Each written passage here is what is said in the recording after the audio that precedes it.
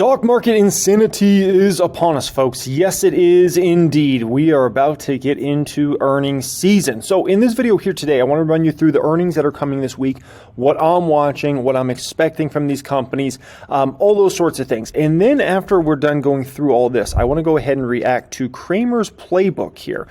Kramer's playbook on basically earnings and his opinion on what he sees happening here and whatnot. I thought that could be an interesting one since it's kind of an earnings dedicated video. So yeah, appreciate everybody joining me as always. Thank you so much for being here, folks. Thank you for being subscribed. And also I want to let you guys know, I did let the main channel know, I do have a Twitch channel now. I signed an exclusive deal with them for live streaming. So I will be live streaming earnings reports as they come out over this entire earnings season. So if you want to follow me on there, check out the pinned comment down there. You can follow me on there. Basically those are going to run from about 12 o'clock Pacific time to about 1:30 or so in the afternoon Pacific time. So it'll be about an hour and a half live streams, unless it's a huge earnings day and we have to go late. Then some of those days I might, run that live stream for 2 hours. So yeah, if you want to follow me on there, it is Jeremy Makes Money. Like I said, it's pinned comment down there if you want to go ahead and follow me, okay? So we are about to get into absolute stock market insanity here, folks, okay? So let me say two things right here off the top. One is, if you want to know how the economy is really doing and how the economy is going to be doing, pay attention to what happens this week, okay? So many companies are reporting this week that are so important to understanding how the actual economy is doing, okay? Is it good? Is it bad? Is it getting better? Is it getting worse? Is it accelerating, decelerating? You're going to know that by the end of this week. I can guarantee you that, okay? Second thing I want to say is I am so freaking happy that we are now getting into earnings season. And the reason being, folks, is I hate it when the market is just, oh, what's the Fed going to do? Oh, what's inflation? Oh, what's going on here? Everything's been like, especially this past month, everybody's been talking about everything except earnings, right? Because none of the big techs have been reporting in that it has been earnings season. Now, when you get Tesla, Meta, Apple, Microsoft, Nvidia, so on and so forth, everybody, Amazon, everybody starts to pay attention to earnings. That starts to dictate the conversation, and everything takes a back seat to earnings. And so I am freaking happy. Now, one thing I want to say that's going to move the market in a massive, massive way this week, other than earnings, okay, and this is going to shake the market big time, will be, very important, what happens in the Middle East. Depending upon, what happens in the Middle East this week is going to depend on, what does oil price do? And oil price matters so much because we're all trying to get inflation down. We don't want inflation to be an issue in 2024. If Middle East gets some sort of escalation there, or seen as there's going to be more escalation, oil price is going to rocket higher. It's going to absolutely cause more and more folks to panic and worry about inflation being a legitimate problem going into 2024. And we need to kill this inflation. Once we kill this inflation finally, we don't have to worry about the Fed keep raising rates and higher for longer and all those sorts of things. Oil, like energy prices, are our main problem right now. And you got to understand, it's not just about going to the gas pump and people that drive internal combustion engines needing to pay more at the gas pump, right? It's also about all the, everything gets transported around. And so a lot of that comes back to diesel, right? Comes back to fuel costs. And so the price of doing business goes up, causes more inflation in the system, which causes inflation to be stickier. So we can't have oil price spike to $100+. That is the last thing we can have, folks. So that's going to be something that either moves this market up a bunch or down a bunch this week. Will be what happens with oil, what happens with the Middle East situation, okay? So in terms of Monday is one day I'm like, not much happening there in my personal opinion. It starts getting interesting on Tuesday, okay? On Tuesday, you got Bank of America. So far, we've seen JP Morgan report. We've seen, Wells Fargo report and a few other big financials. And so far, everything has been just fine. Bank of America is actually, of the big financials, Bank of America actually was the one that people had the most questions about. So I think that's going to be a very important earnings on what happens there, what's going on with their numbers, what's going on with some of their balance sheet related things. Lockheed Martin should report great earnings. The defense contractors and all these defense companies are just, with what's going on with Russia, Ukraine, now in the Middle East, doesn't really get better for these guys and everything that's kind of transpiring right now, just to be quite honest, okay? Goldman Sachs reports Tuesday morning, very important financial all the time. They're going to likely they're going to get asked about the IPO market, what they see transpiring there. Obviously, that has ramifications for, what is coming down the pipe in terms of, the investment banking side of their business, right? You have J&J report. That's always a big stock. It's always a big mover in the indexes, so that will matter substantially. And then after the close on Tuesday, you get United Airlines going to report earnings. I think that's an important one to pay attention to. Interactive brokers, not as many of retail folks use interactive brokers, so I don't really think you're going to get good intel on what's going on with the retail traders. That's more of like Robinhood, to be honest. JB Hunt, I think, is an important company to pay attention to, what's going on there. I think that's just one of many companies you can listen to this week and find out what's actually going on with the economy. On Wednesday before the bell, ASML is going to be reporting. Definitely going to be a lot of folks that will keep their eyes there. I won't, but a lot of folks will. Procter & Gamble, huge mover, huge weight in the indexes, always an important company. And you know what everybody's going to be looking at for Procter & Gamble? And the reason you should look at Procter & Gamble's numbers, I don't freaking care about Procter & Gamble as a stock. Like, I'm not going to buy Procter & Gamble stock. But you should absolutely pay attention to their numbers. Do you want to know why? The reason being is a company like that is going to tell you what's happening in the real world when it comes to inflation, right? All the inputs of their business, all the different product lines, they're able to be such a great gauge for inflation. So you want to pay attention to an earnings report like that and see what they're talking about. Are they talking about inflation still a big issue for them and it's going to be an issue going forward, they see? Or are those things subsiding? You're going to get more intel from listening to a Procter & Gamble conference call than you're going to get from freaking the government. I can tell you that. This is real world. This is what an actual big, large corporation is feeling or not feeling for inflation, okay? And what do they plan on doing with pricing? Are they going to keep pricing relatively stable? Are they going to go up just a little bit like they might do every year?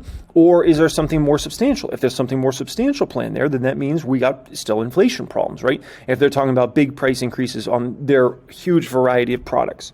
Morgan Stanley's one to keep an eye on, very similar to Goldman Sachs. I think Goldman Sachs matters more to the market, but keep an eye on Morgan Stanley as well. And then you got the NASDAQ reporting, Ally Bank's reporting. I think Ally Bank's actually one to pay attention to. And the reason being there's just one beneficiary of these companies that essentially are known for their savings account and CD account products that people have been moving maybe money from the Bank of America's or the JP Morgan's and Wells Fargo's where they can't get a return on a savings account or CD account, moving that money over to an Ally Bank, where Ally Bank right now, I don't know, Ally Bank, you might be able to get 4.5% on a savings account.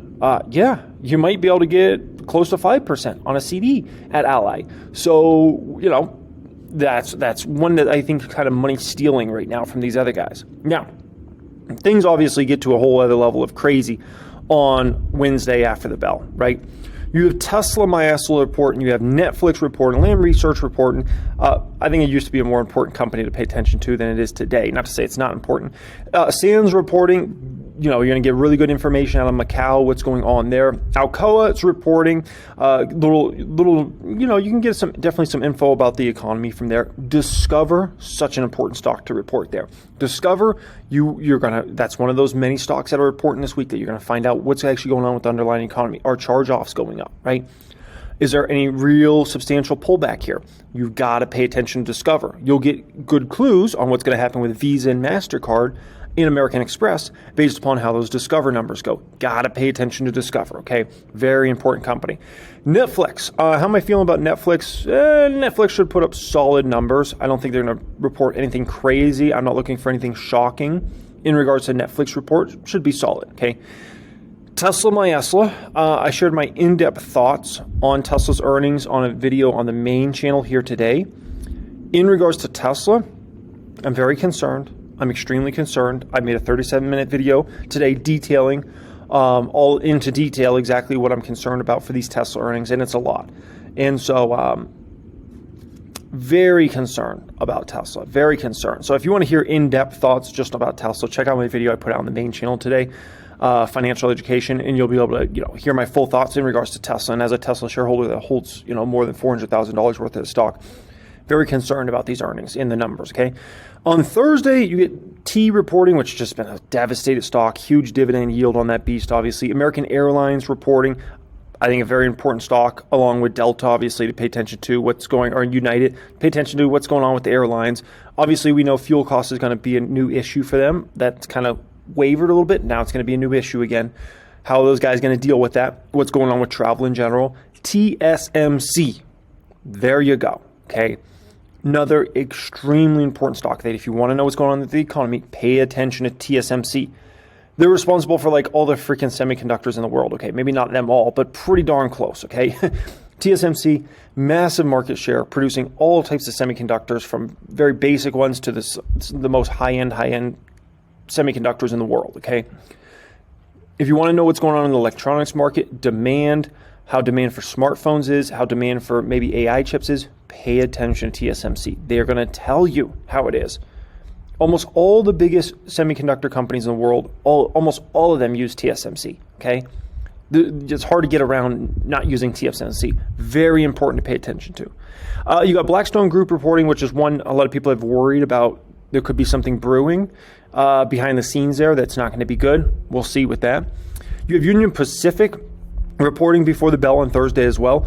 So important. I mean, it's a railroad operator. You want to know how the economy is doing and what's their outlook? Pay attention to Union Pacific, okay? Pay attention to Union Pacific. Pay attention to CSX. That's reporting after the close on Thursday. Another rail car operator. There's only a few rail car operators in the whole United States of America, right? You got Union Pacific. You have CSX. You have Burlington Northern Santa Fe. And the last is, which one am I forgetting, guys? Which one am I forgetting? I know which one.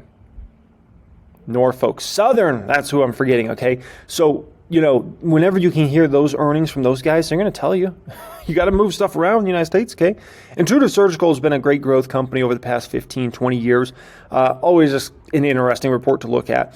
Their Knight Swift, Knight Swift is, if they're not the biggest trucking operation in the United States of America, they're certainly one of the biggest trucking operations in the United States of America. You got to pay attention to Knight and Swift if you want to know what's going on with the economy. I mean, honestly, if you want to know what's going on with the freaking economy, Thursday's everything for you. You had the semiconductor giant, the one that's producing all the chips basically in the world. You have Union Pacific reporting. You have Knight Swift reporting, massive trucking giant in the United States of America. You have CSX, the railroad operator. You couldn't ask for more. You'll know. Is it really bad out there? Is it going to get worse? Are things accelerating, decelerating? You're going to know it. By the time the market, by 2 o'clock Pacific time on Thursday, you'll know within an 8-hour period exactly what's truly going on out there. You want to know more in detail? Pay attention to Friday. American Express is reporting. Always got to pay attention to AXP.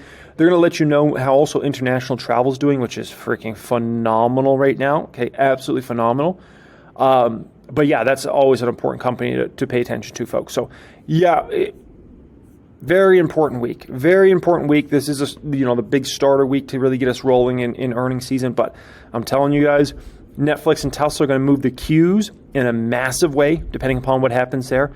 TSMC is going to move the Qs in a massive way, depending upon what happens there, right? Because that could move Apple, that could move Nvidia, that could move AMD, based upon their report. That could move a ton of the semiconductor giants, right? And if you want to know what's going to move the market in terms of the economy, pay attention to Thursday, man. Such a freaking important day, okay? Alrighty, guys. Now let's go ahead and let's get into Kramer and his opinion on his game plan for this week, and I'll let you know if I agree or disagree. Shadowed by what happens in Gaza, no doubt about it. This is still a very important week. It starts off with Charles Schwab. That's a stock that's become quite cheap, but people are concerned about its balance sheet. I think those fears are way overdone. Wall Street disagrees with me, which is why the stock has had a very hard time advancing. Maybe we can find out why. Tuesday's huge. It starts out with Bank of America, which should get a nice pop if it's anywhere near as good as Wells Fargo and JP Morgan were today.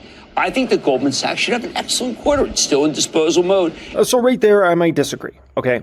When it comes to Bank of America, I don't think anybody's really concerned about income statement-wise right now for Bank of America. I think the reason Bank of America sold off so hard over the past, year plus, I think it really comes down to there's real fears about balance sheet, what they have for assets versus liabilities.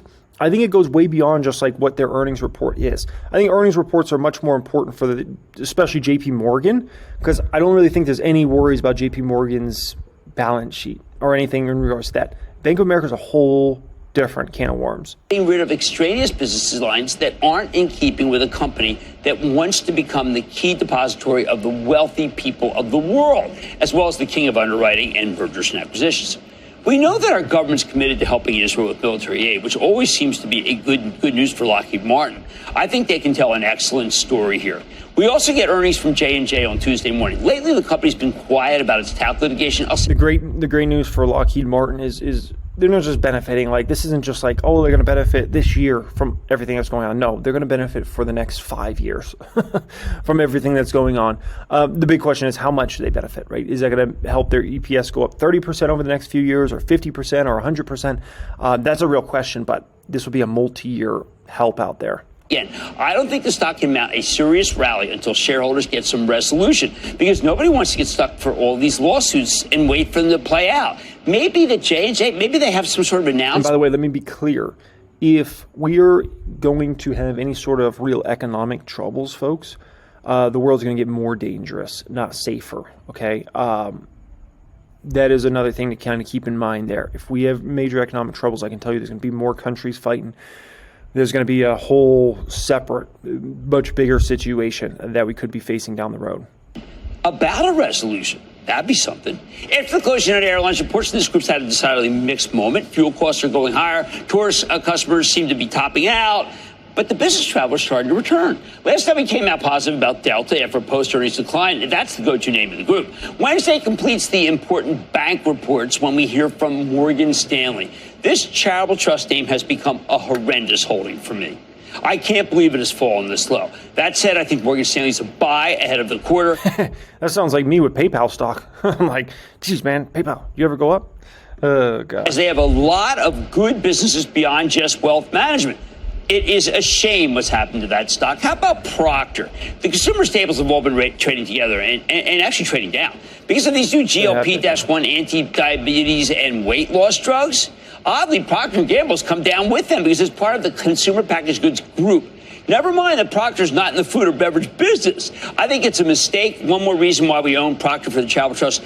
Yeah, but the reason being is Procter & Gamble is huge into toilet paper and paper towels. So the thought process is if people eat less, right, they're going to need to wash their hands less, so use less paper towels, and they're going to need to poop less, so less toilet paper. I'm just BSing you, okay? I was just messing around. There might actually be some validity to that. I was just trying to see if you guys would take that one serious there, okay? Just kidding. The reason why we can find gains, you and I, because this stock's been lumped in like it's a cereal company. How silly. Next, one of the greatest blue chips of our era is Abbott Labs, and that's been pummeled because it makes a glucose monitor for diabetes patients. The theory is that these new weight loss drugs will reduce obesity, leading to fewer cases of type 2 diabetes and thus less demand for these monitors. Now, I think the stock's been overly punished, though, and it has really lost much more in its market cap than it could lose in sales for the product. But I'm pretty lonely in my pro-Abbott Labs position, so I have to be careful. After the close, we hear from two of the most important names for even the casual stock follower, and that's Netflix and Tesla.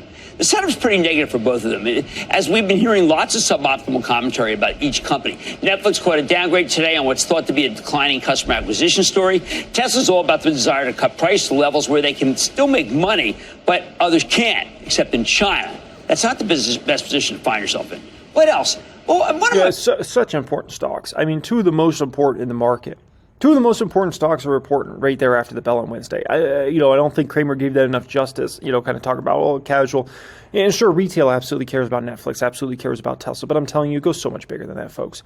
So much freaking bigger than that. Those stocks are what I call vibe setters for the market. Vibe setters. When we're talking risk on, Netflix and Tesla fly, right? And they set a whole vibe to the market of like risk on, buy, excitement, hype, FOMO, all those sorts of things. Those stocks are like the stocks. But on the flip side, if those stocks aren't doing well, if they get hit on earnings, it's a vibe ruiner in the market. Okay, so just as much as it can help the market, those ones can hurt the market. If you see Tesla fall, Netflix fall, it ruins the whole vibe of the market. And all of a sudden, immediately, people start taking a lot less risk. They start to dial back and like, oh boy, I don't know, like a Tesla and Netflix are going down. They're the whole vibe setters, man. Those are actually those are arguably the two most vibe setting stocks for the entire stock market, to be quite honest. And so, something to keep in mind. Lefebvre Slam Research is reporting that, they've been capturing a lot of attention lately because there's a strong possibility that semiconductor glut is finally over, meaning there might be more demand for Lam's chip-making machines down here. Huge positive. The stock could turn out to be pretty cheap, even though it's had a big run. Thursday morning, we hear from AT&T. By the way, if you're wondering if let's say Netflix and Tesla have sell-offs. Let's assume that, and they don't go up, which there's certainly a possibility that both could go up and they pop and it's all sorts of things. Let's say hypothetically they go down. You ask me, where does that money go, right? Because if there's a bunch of people selling, like the money's going to go somewhere, right? My opinion is that money is going to go into stocks like Meta, stocks like Amazon. That's where I believe the money's going to go. That money, if you think it's going to go to savings accounts, no, not for those stocks. If you're going to sell Tesla or Netflix, stocks like that, you want to put it into other stocks that are maybe seen as like safer, stable growth companies, which would fit the criteria of the Metas, the Googles, the Amazon stocks like that. People aren't going to want to sell Tesla and then go put that money in a savings account. That's not the way that people think in regards to those stocks. People are going to sell Netflix and go put that money in a CD account or buy treasuries. No, somebody will do that with dividend stocks. Absolutely. They'll sell out of, General Mills and put that money in a savings account. Tesla, that's not happening. That money's going somewhere. It's going into other stocks, but it's going to go into likely the safer stocks that people feel like, oh, these are lower PEs or whatever. Okay. And that would definitely fit criteria of like Meta and Google would definitely fit that sort of criteria, right? Right now it sells at about 6 times earnings with a 7.7% yield. I think that's actually a perilous situation, so I wouldn't touch it. If the stock pops, I'd blow it out. Oh, what the hell? I might just blow it out anyway. One I want to pay close attention to is KeyCorp. It's run by Chris Gorman. He's very talented. Stock yield 7.8%, maybe emblematic of the well-run regional banks that nobody wants to own. Key is a conservative bank in a growth area. I think it deserves your attention. When Union Pacific reports Thursday morning, what I'm really going to do is try to hear about the up-to-minute reports about cargo volumes. That's a great barometer of all sorts of economic activity. We have Fed Chief Jay Powell talking on Thursday, too. And I sure hope he sees some inflation diminution. I think he'll say that inflation's not yet under control. We know that, although people will still be surprised that he says that, and that rates need to stay higher longer because of it. And people will still be surprised at that because people can be pathetic in their views of the market. Thursday night, I'm a little concerned about Jay Powell, a little concerned. Not extremely concerned because I think he's going to say what he said a million times, but I am a little concerned from the standpoint of, seeing the tick higher in a few different inflation metrics. I think gives him more ammo to just continue to be hawkish, continue to be higher for longer guy. And so anyways, but he's going to say the same crap he's been saying for the last pretty much a year, to be honest, higher for longer. That sorts of things. The results of Intuitive Surgical, ISRG, and I'm concerned about how this stock could get so hammered because of worries about these new weight loss drugs. Now, many of the surgeries doctors use Intuitive machines for turn out to be somewhat obesity related. For example, they do this bariatric surgery, and I got to believe that fewer people will get that for weight loss if there's an injection that's nearly as effective. It had to be a big source of growth, and now I'm hearing that source of growth is slowing down. Everyone keeps trying to say that commercial real estate is going to crush the banks, right? So far, not so fast. That's just not right. We heard from a bunch of banks today it wasn't true. If you want to know whether there's been a further degradation in office real estate, go listen to the SL Green Realty conference call Thursday afternoon. This is actually a pretty good company. As I handle on the real estate situation, even as short sellers like to treat it as a free fire zone. Friday's American Express Day, and it'll most likely give you some decent numbers. I know the consumer's getting tapped out, and that might impact the cadence of the quarter, but this company has so much going for it that its stock could be interesting down here. And we also have SLB reporting. Now, this is the oil service usually known as Schlumberger. I hope it didn't cost too much to come up with that SLB moniker, as it really was just the stock symbol. Thanks to the recent run-up in crude, I bet SLB reports a terrific quarter. Here's the bottom line. The war will continue to overshadow earnings season. But if you keep track of these companies and there's a cessation in the conflict, the market will eventually embrace the good ones. So keep track of them. It could come in handy. Let's go to Brent in Colorado, please. Brent. Hey, Jim. First of all, thanks for all the help you give us out here. Thank you, Brent. Hey, with the Lilly-type drugs and weight loss drugs, there's been a lot of focus, seems like, on, the snack companies losing market share, that type of thing. But on the other side of the coin, does that weight loss lead to new wardrobes, new pants? So would Levi's, benefit with their increased earnings in the future, and would that be a good investment? All right, so Brent, that's a great question. I actually posed it to Chip Bergh, the CEO of Levi Strauss, this week, and the answer is yes. You're right.